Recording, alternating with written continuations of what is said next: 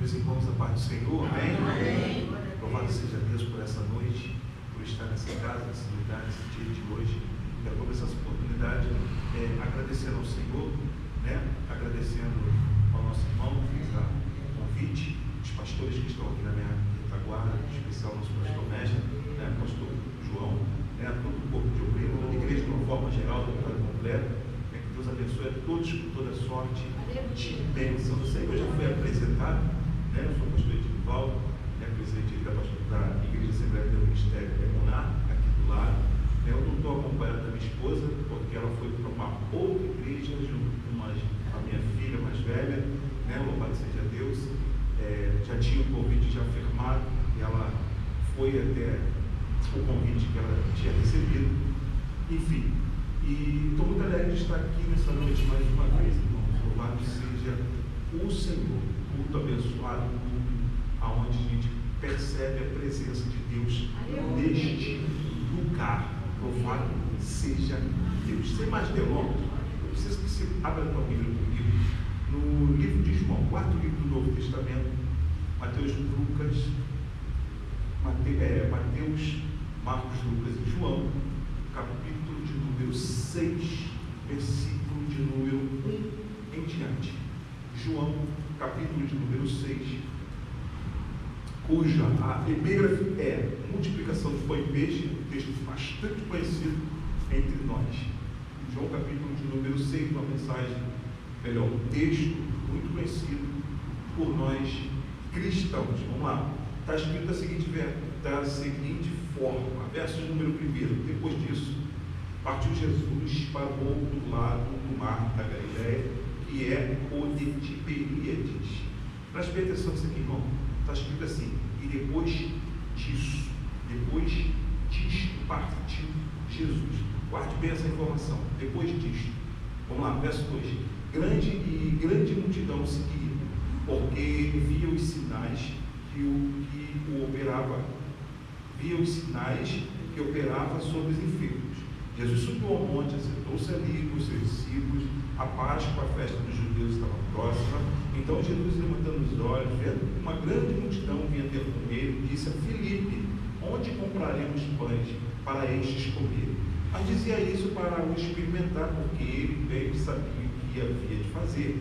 Filipe respondeu: 200 dinheiros de pão não lhe bastarão, para que cada um deles tome um pouco.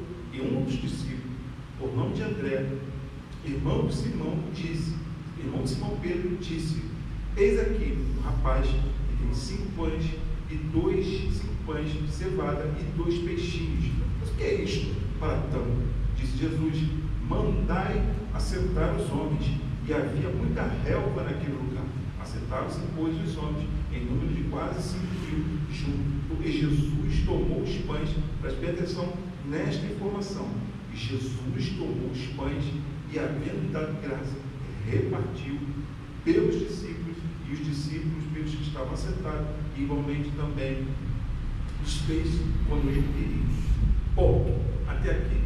Pode tomar dizendo: Deus nos abençoe mais uma vez. Louvado seja Deus. Graças a Deus.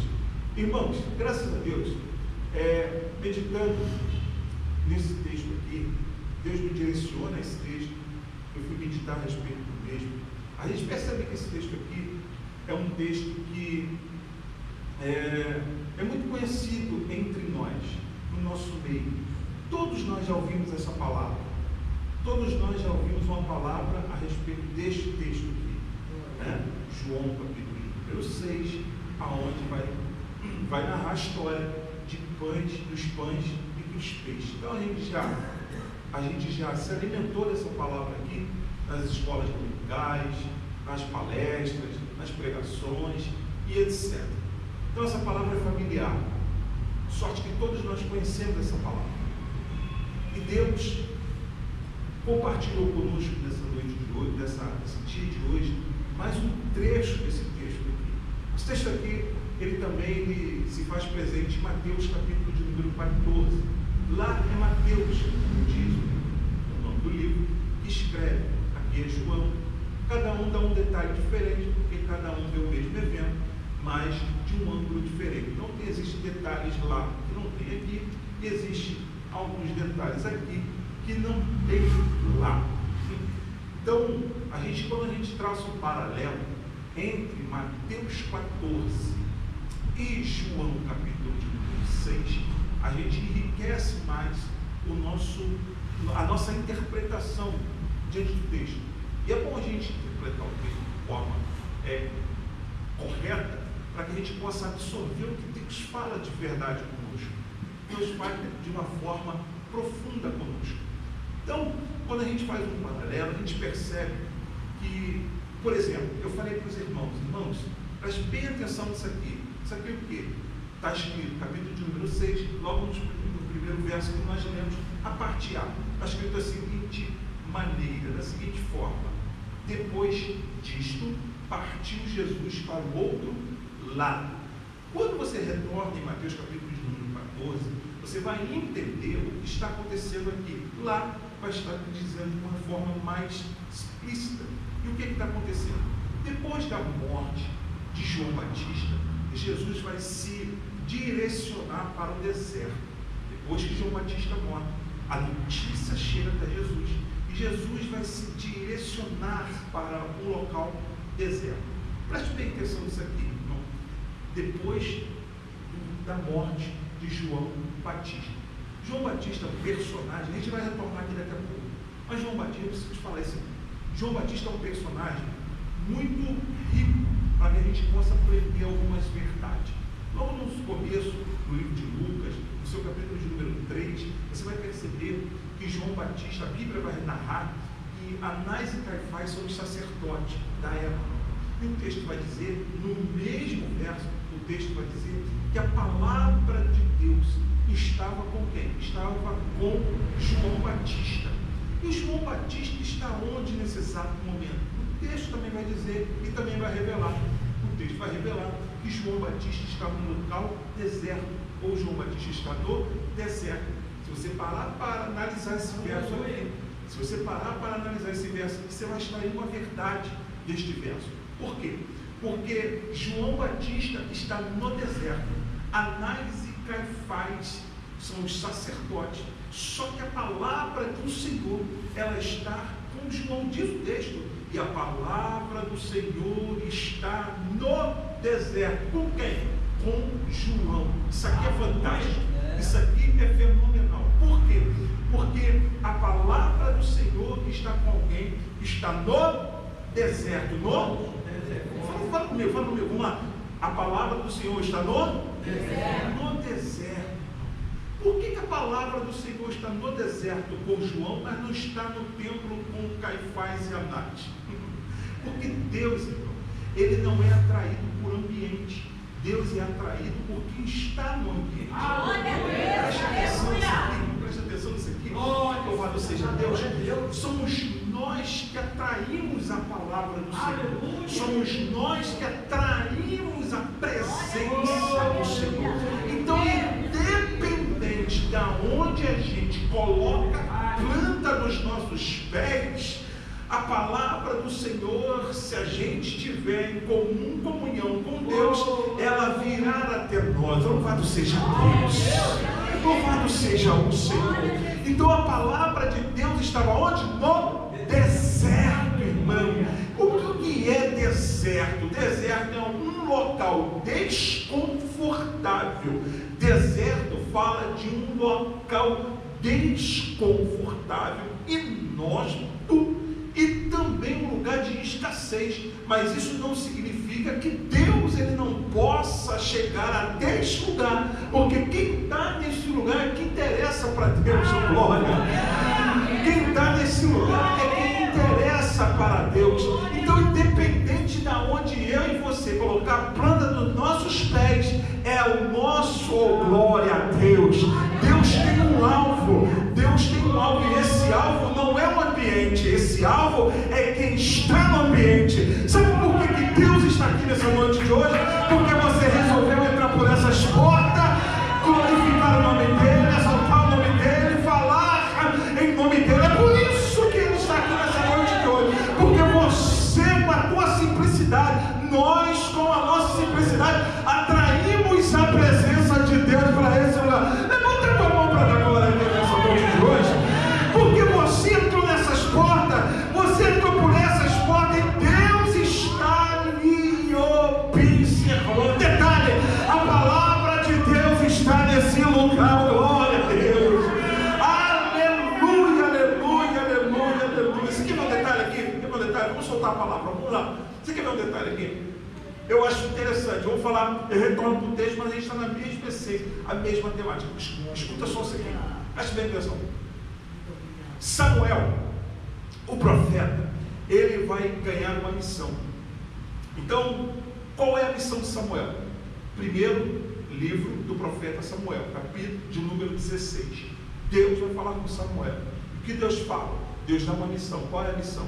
A missão é: enche teu vaso de azeite e vai até a casa de Jessé, o belemita. Vou pregar bem devagarinho para a gente poder degustar da palavra. Escute. Vai até a casa de Jessé, o belemita, porque dentre os seus filhos eu me provi de um rei. De pronto, quando Samuel ouve essa palavra, ouve Deus falar, ele apronta-se, pega o vaso, enche de azeite e vai em direção à casa de Jessé. Preste bem atenção nisso aqui. Qual é o alvo? A gente sabe, porque a gente já leu, já ouvimos muito falar a respeito desse texto também. Qual é o alvo de Samuel? É Davi, diga Davi. Não. Diga, participa comigo, diga Davi. Isso. O alvo o alvo da unção é Davi. E o texto vai dizer que Samuel, quando chega na casa de Davi, aonde Deus mandou Samuel, o texto vai dizer que Davi não está lá. Meu Deus. Se a gente ler e não meditar, e não se aprofundar, e não conseguir entender, a gente fica com um ponto de interrogação na nossa mente. Por quê? Porque parece até que Deus errou o endereço. Porque nesse exato momento, Davi não está aqui. A gente sabe onde Davi está. E onde Davi está? Davi está no campo. Fazendo o quê? Tratando de ovelha. Preste atenção. Davi está no campo tratando de ovelha. E o texto está revelando que a missão que Deus dá para Samuel é fazer o quê? É ungir Davi. Só que o texto diz que ao invés de Deus direcionar Samuel para o campo, Deus direciona Samuel para casa. Oh, glória a Deus! Oh, glória a Deus! Oh, glória a Deus! Por que Deus, ao invés de direcionar Samuel para o campo, direciona para casa? É porque Deus precisa tratar de algumas pessoas dentro da casa. Oh, glória a Deus! Oh, aleluia! Louvado seja Deus! Deus precisa tratar de algumas pessoas dentro da casa. Aleluia! Aleluia! Deus precisa tratar.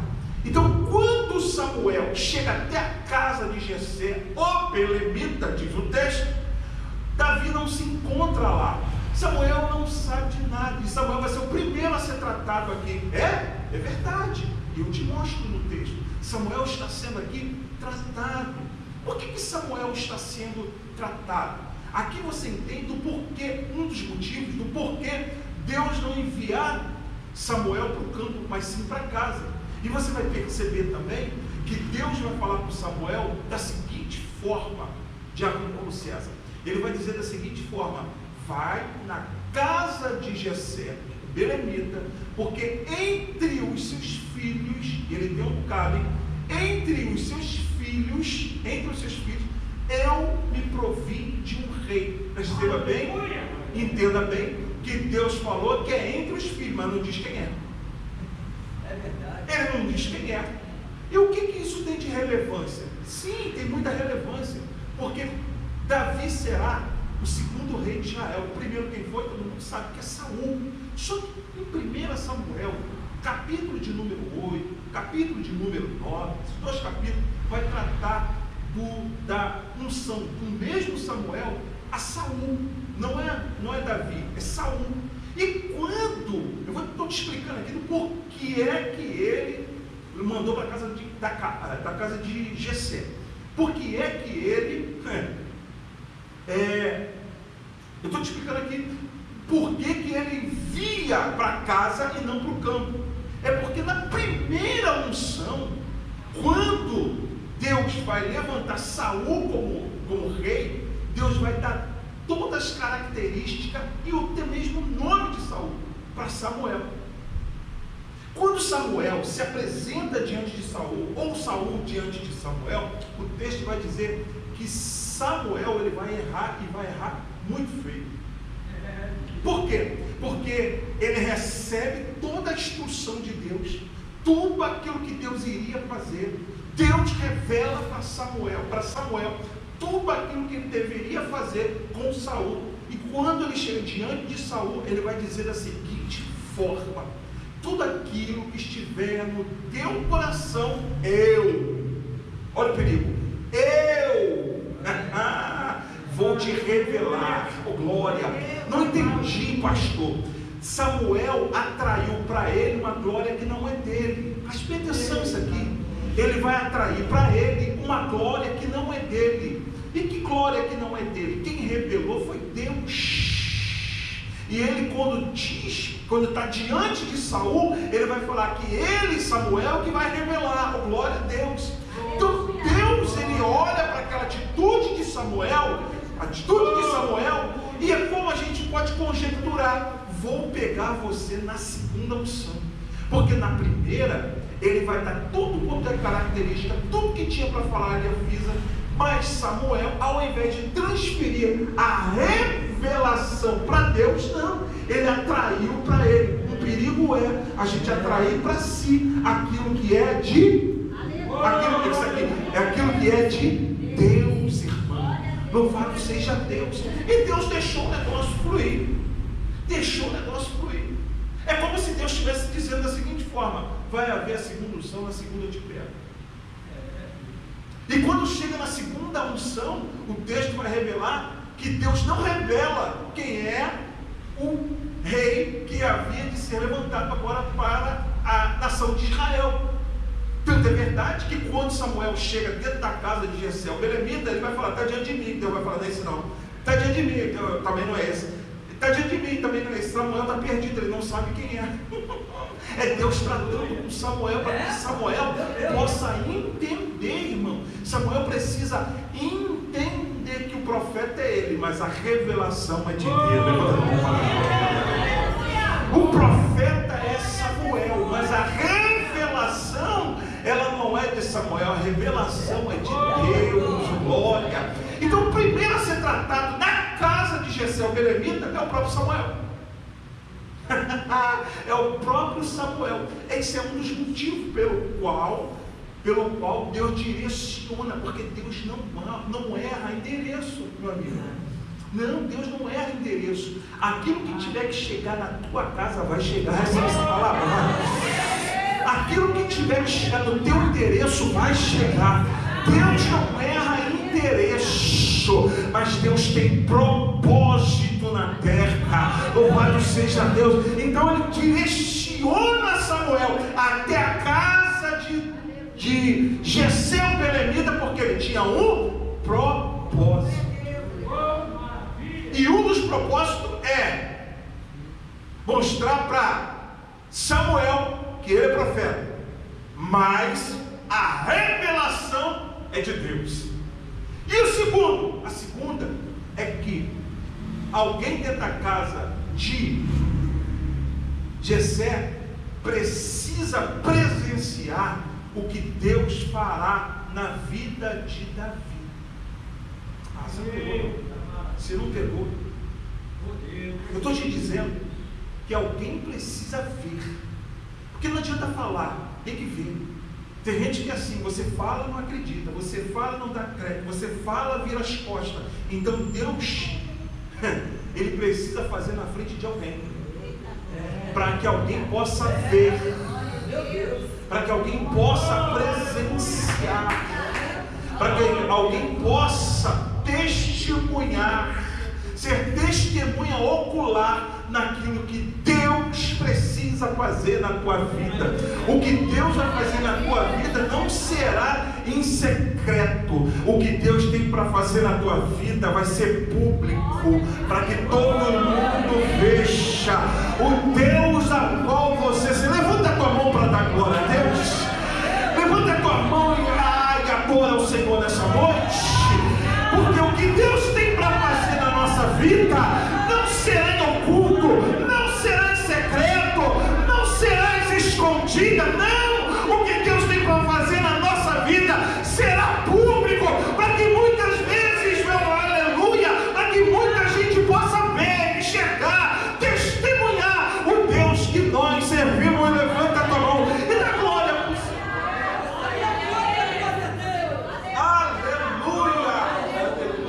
Aleluia. Você quer ver? Já que eu estou no texto, eu vou voltar para o texto da mensagem, mas deixa eu explicar uma coisa aqui. Já que eu estou aqui, eu vou revelar, eu vou explicar. Aleluia. Já que eu estou aqui, eu vou explicar. Escuta isso aqui, irmão, em nome de Jesus. Olha que coisa linda. 1 Samuel capítulo 16 é paralelo ao Salmo de número 23. Eu vou te explicar aqui o poder do louvor. Diga amém. Diga amém. Amém. Então, 1 Samuel capítulo 16 é paralelo ao Salmo de número 23. Como é que é isso? 1 Samuel capítulo 16, já narramos, é Samuel dentro da casa de Jessé, Belemita, tem uma mesa lá, os irmãos de Davi estão em torno da mesa,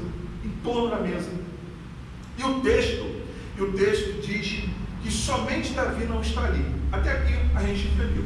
Em contrapartida, enquanto tudo isso está acontecendo aqui, Davi está onde? Davi está no campo, fazendo o quê? Davi está tomando conta das ovelhas do seu pai Jessé.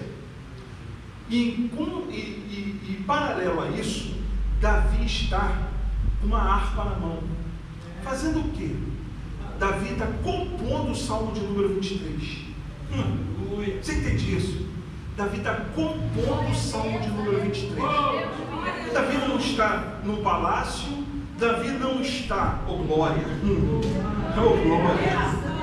Davi não está no local, oh glória. Davi está no campo. E o que é campo aqui? Pensa num lugar com lama e capim. É ali que Davi está. Oh glória a Deus. Aleluia. Louvado seja Deus. Agora preste bem atenção nisso aqui, irmão. Só que Davi está nesse lugar e está dedilhando uma harpa e louvando ao Senhor, fazendo a composição do Salmo de número 23. Olha que interessante isso aqui, irmão. Salmo de número 23 começa da seguinte forma: o Senhor é meu pastor e nada me falta. Nada me falta? Deixa eu te explicar aqui. Esse texto, ele é escrito em hebraico. Ele é transliterado, traduzido para o nosso idioma. Agora escute isso aqui, irmão. Originalmente falando, o que está escrito ali em hebraico é Adonai Roi Lo Ersá. O que está escrito isso, traduzido para a nossa linguagem, para o nosso idioma? O Senhor é meu pastor, Ele não me faltará. Escuta, Ele não me faltará. Davi está onde? Davi está num local desconfortável, num local escasso, num local desagradável, mas ele tem consciência de que o Senhor não falta a ele. Preste atenção aqui.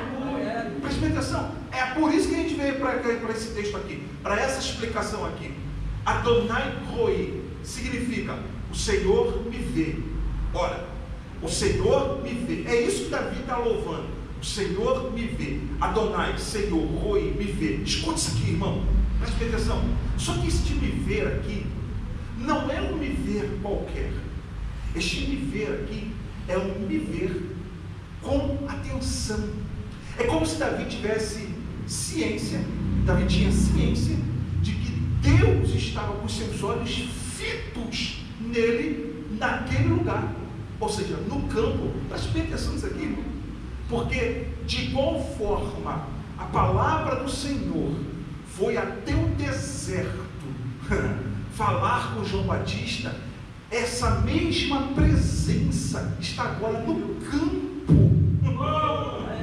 Davi tem certeza disso, está no campo. E ele aproveita para adorar a Deus. Ele está passando por um momento difícil, sim ou não? Sim, mas ele está adorando a Deus. Ele está passando por um momento complicado? Sim, mas ele está adorando a Deus. Preste bem atenção nisso aqui. Eu falei para você que existe um poder, podemos dizer assim, no louvor. Por quê? Porque já parou para prestar atenção no que está escrito no verso de número 5 do Salmo de número 23? Está escrito assim: lembra do que está acontecendo na casa de Jessé belemita. Agora lembra agora do que está escrito no verso de número 5. Está escrito lá, está escrito assim: preparas uma mesa perante, aleluia, na presença dos meus inimigos. Unja minha cabeça com óleo. Oh glória, oh glória, oh glória. Preste atenção, tudo que Davi está louvando lá, Deus está preparando na casa dele. Oh glória a Deus. É aqui que eu queria chegar, meu irmão. Solta a voz nessa noite, adora Ele, porque assim como Deus fez com Davi, pode fazer contigo nessa noite. Adora Ele aqui, porque Ele está preparando lá. Louva Ele aqui, porque Ele está arrumando lá. Oh, levanta a tua mão, abre a tua boca nessa noite e declara glória para o Senhor. Tudo que Ele está louvando aqui, irmão, está acontecendo na casa dele. O que tem na casa dele? Na casa dele tem mesa preparada, irmão. Lembra da palavra de Samuel? Ninguém senta em torno da... Por quê? Porque falta o... E Davi está no campo adorando a Deus, dizendo: prepara, Senhor, prepara. Aquilo que ele estava pedindo no campo, Deus estava preparando na casa. Aquilo que ele estava pedindo no campo, Deus estava preparando na casa. Preste bem atenção nessa noite de hoje. Hoje não é uma noite comum, nem tampouco normal. É uma noite também tampouco natural. É uma noite sobrenatural. Ou seja, aquilo que você se predispôs a louvar, a adorar, a pedir, a clamar, a interceder, Deus está preparando lá na tua casa. Levanta a tua mão para tu dar glória a Deus. Levanta a tua mão para você dar glória ao Senhor nessa noite. Oh Deus, oh Deus, oh Deus. Prepara uma mesa, oh glória, na presença deles, oh glória. Jesus de Nazaré, aleluia. Como é que Davi estava no campo? Davi estava solitário, irmão, mas pedindo preparo, para que Deus preparasse algo. Prepara uma mesa, preparas uma mesa, unge a minha cabeça com óleo. Aleluia. Poder do louvor, poder da adoração. No momento de dificuldade, não pare de adorar. No momento de dificuldade, não pare de louvar ao teu Deus.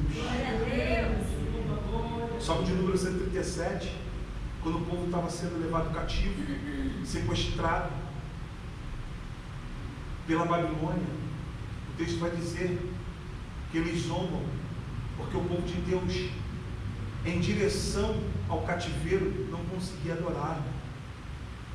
Como é que nós vamos adorar em terra estranha? Como que nós vamos adorar em local estranho?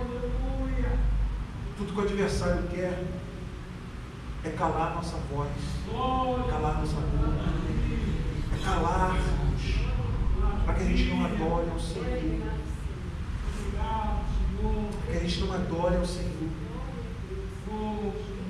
Quando a gente retorna para o texto, vamos retornar para o texto. Quando a gente retorna para o texto, João, capítulo de número 6, está se aproximando da hora. No capítulo de número 6, a gente percebe que tem pelo menos dois ensinos aqui.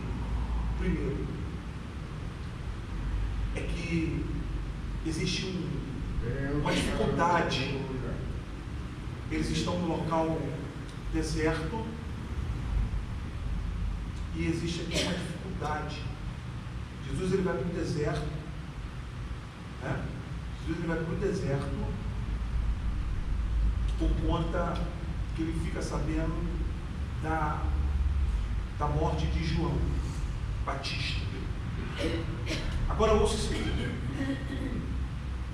eu gosto do personagem de João Batista, porque no seu capítulo de número 11, João Batista está encarcerado, e no encarceramento dele, ele chama 2 discípulos, que são dele, João, e pede para ir até Cristo. Esses 2 discípulos, eles têm uma missão. Qual é a missão? A missão é ir até Jesus, a mando de João Batista, para lhe fazer uma pergunta. Está no texto. Qual é a pergunta? A pergunta era a seguinte: tu és aquele que havia de vir, ou devemos esperar por outro? Então eles foram até, os discípulos de João foram até Jesus e fizeram a mesma pergunta. Diante de Cristo, eles fazem uma pergunta. Qual é a pergunta? Tu és aquele que havia de vir, ou devemos aguardar outro? Jesus, quando ouve a pergunta, mas presta atenção, Jesus, quando ouve a pergunta, Jesus olha para os discípulos de João e diz: olha, tudo aquilo que você vê e aquilo que você ouve, conta para João. E o cenário estava aos olhos dele. E o que eles estavam vendo e ouvindo? Diz o texto. E o que o texto diz? Cego estava enxergando, surdo ouvindo, mudo falando, mortos ressuscitados, leprosos são sendo limpos, e aos pobres está sendo proclamado o Evangelho. Eles retornam, Paulo César, meu amigo, e contam para João. Quando eles contam para João, que estava em dúvida se era ou se não era, João vai entender: é ele, é exatamente ele, é ele. Você pegou um detalhe aqui? Pegou um detalhe para a nossa aplicação? Pegou um detalhe? Escute.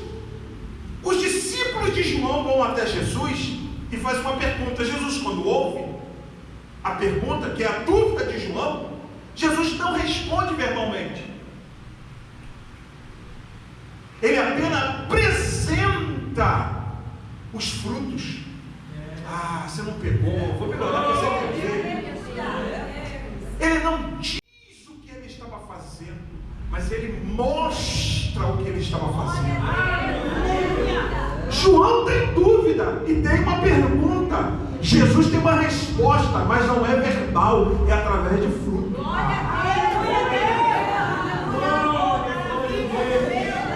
Jesus não responde verbalmente, mas apresenta o fruto. Tem alguém que tem dúvida. A teu respeito, existem pessoas que têm dúvidas. Aí você não vai dar resposta. Aí você não vai correr para o Facebook, nada disso. Deixa que os frutos falarão. Pô, levanta a tua mão agora. Os frutos que você está produzindo vai falar melhor do que 1000 palavras. Levanta a tua mão para dar glória. Oh, aleluia, louvado seja Deus. Louvado seja Deus. Aleluia, aleluia. Antes de terminar, falta 9 minutos. Termina agora. Termina agora. Ó, eles estão no deserto. Jesus acabou de ministrar, percebe que a galera não pode retornar para casa sem antes se alimentar. Todo mundo conhece o texto, sabe disso. Aí ele faz uma pergunta para os discípulos para testá-los. A gente acabou de ler. e chegaram à conclusão. A conclusão é que tem muita gente, pouco dinheiro, uma multidão, pouco dinheiro. Primeiro que não tem lugar para comprar, porque o lugar onde eles estão é deserto. E mesmo se tivesse algum lugar para comprar, não poderiam comprar porque o dinheiro é insuficiente. Aí o texto vai nos apresentar um discípulo. Que discípulo é esse? André. E André vai apresentar um menino. Perceba que o menino tem 5 pães e 2 peixes. Não quero falar do peixe, eu quero falar do pão. Para que em outra oportunidade eu possa retornar e falar do peixe. Por isso que eu não vou falar tudo agora. Vou falar só do pão. Então, tudo que a multidão precisava naquele momento era pão. Diga com muita força. 1, 2, 3. Pão. Não, vai fraco. 1, 2, 3. Pão. Perceba que André, ele vai encontrar um menino, um moço ou um mancebo. Não sei como é que está escrito na tua Bíblia. Agora, o detalhe é isso aqui. É que a Bíblia vai nos revelar que os discípulos de Jesus, todos estão ali naquele lugar. Quem está ali? André está ali, Filipe está ali, Pedro está ali, Tiago está ali, João está ali. Todos os discípulos estão naquele lugar. E todos os discípulos são identificados pelo seu nome. Pelo seu nome. Ah. Só que o que a galera está precisando ali não é de nome, é de pão. Nenhum discípulo que tem nome tem pão. Só que a Bíblia faz questão de ocultar o nome do menino. Só que o menino que não tem nome, tem pão. Parou para perceber, entender? Quem tem nome, não tem. Mas quem tem pão, não tem. Não fica preocupado com história de nome. O que a multidão precisa e o que Jesus quer é o pão, não é o nome. Se tem pão, já é o suficiente. Se tem pão, já é o bastante. Oh, glória! Porque aqui o texto está nos informando que todos que têm pão não têm nome. Melhor, todos que têm nome não têm pão. Oh, glória a Deus! Mas um garoto, um jovem, um menino, um mancebo, ou seja, alguém que é anônimo, esse tem pão, levanta tua mão para adorar a Deus. Porque o que Deus precisa de nós não é de nome, é de pão nessa noite de hoje. Louvado seja o Senhor. Deus não procura ninguém com nome, Deus procura alguém que tenha pão. Quem tem pão? Quem tem pão? Quem tem pão? Quem tem pão faz barulho de glória. Quem tem pão faz barulho de glória. Ó, eu sei que tudo vai ter harmônia. Então é por isso que eu vou encerrar agora. Eu ia falar mais um, mas não. Cascudinho já. Vocês podem não. A gente aprendeu, né? Então, irmãos, fique com essa palavra, tá? Em nome de Jesus Cristo. Foi um prazer, uma honra muito grande estar com os irmãos aqui nessa noite de hoje. Deus abençoe a todos com toda a sorte e bênção. E fica com essa palavra no teu coração. Deixa que nada venha distrair o teu coração o que Deus falou contigo nessa noite. Assim eu quero agradecer a minha oportunidade em nome de Jesus.